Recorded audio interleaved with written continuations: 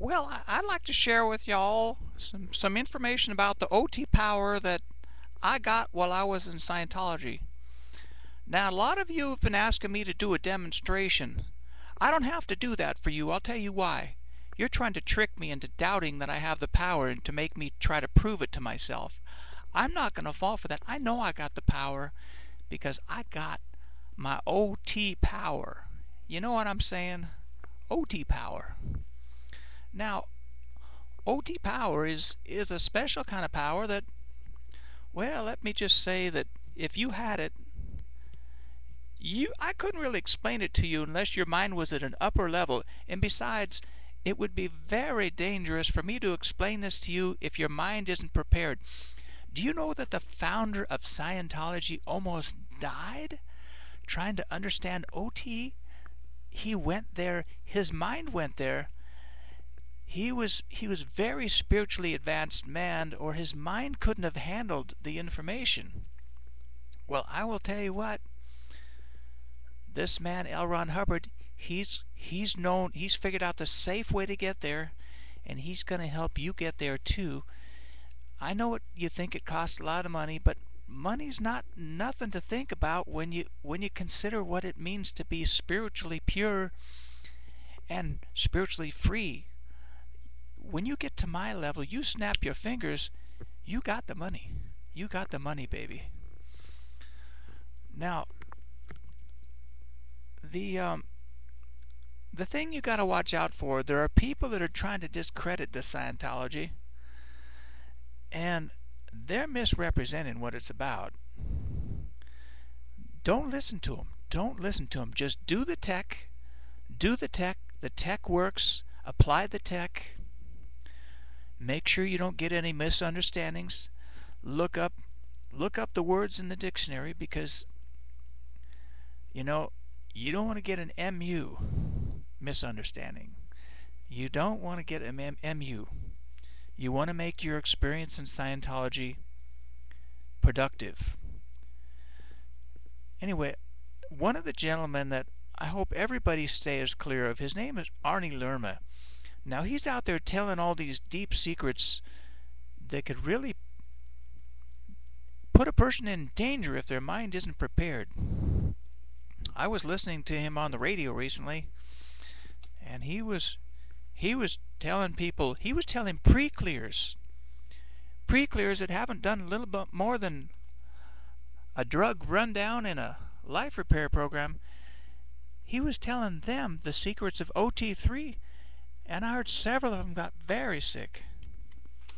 Listen to this man. This is a quote written by Judge Leonie Brinkema in her 4 October 96 memorandum opinion in RTC versus Lerma.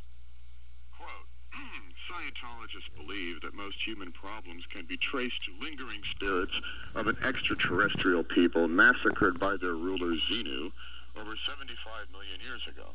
These spirits attach themselves by clusters to individuals in the contemporary world, causing spiritual harm and negatively influencing the lives of their hosts. End quote. I can handle this information because I've been spiritually ready for it. So that's the big secret. Well, that is one of them, yeah. That is the main big secret. That's in their secret OT level 3. I could tell you the rest of the story. It'll take about 4 or 5 minutes. All right, tell it to me. All right. This Arnie Lerma guy, he ought to be ashamed of himself, because he's endangering a lot of lives here with spreading this information about. 26 million years ago, the evil ruler Xenu, in an effort to solve overpopulation in this sector of the galaxy, gathered up the inhabitants of the planets in this sector of what was called the Galactic Federation, and then flew them here in spaceships that looked like DC-8s. I'm not making this up now. Hubbard did, all right? Stacked them up around volcanoes, and then dropped hydrogen bombs on the volcano. Okay, look, I gotta admit, I don't understand this part. Even though our great founder, L. Ron Hubbard, figured this stuff out, because here's the part I don't get. if he dropped these people out of jets into volcanoes, I thought they'd already be dead. What did he need the hydrogen bomb for? And then after he blew him up with the hydrogen bomb, how is it he made him watch movies where he tried to implant all that knowledge about heaven and hell? I don't quite get it. Knows. In the swirl from the blast, an electronic ribbon came up from an implant station that captured the spirits, where they were then packaged and subjected to I believe it's 28 days or 26 days of electronic implanting. And it is in this implant sequence where heaven and hell becomes part of human history. And most everything you see around you is explained by the information that was implanted into you during this incident. I need to correct some. I think the date was 65 million years. And it was 36 days of bad movies. Let's just get some of these figures right. For you to learn all this. Pardon me? For you to learn this? Well, no, this is considered the incident that you have to handle with this secret level called OT3. Oh, so you get to OT3 and you get to know about what happened. Yes, well, you see, if you and your listeners had not been listening to this conversation, you would perhaps, and wanted to find this out through Scientology, this particular step is perhaps $200,000 away. Oh, I see. You got to pay your way in. Oh, yes.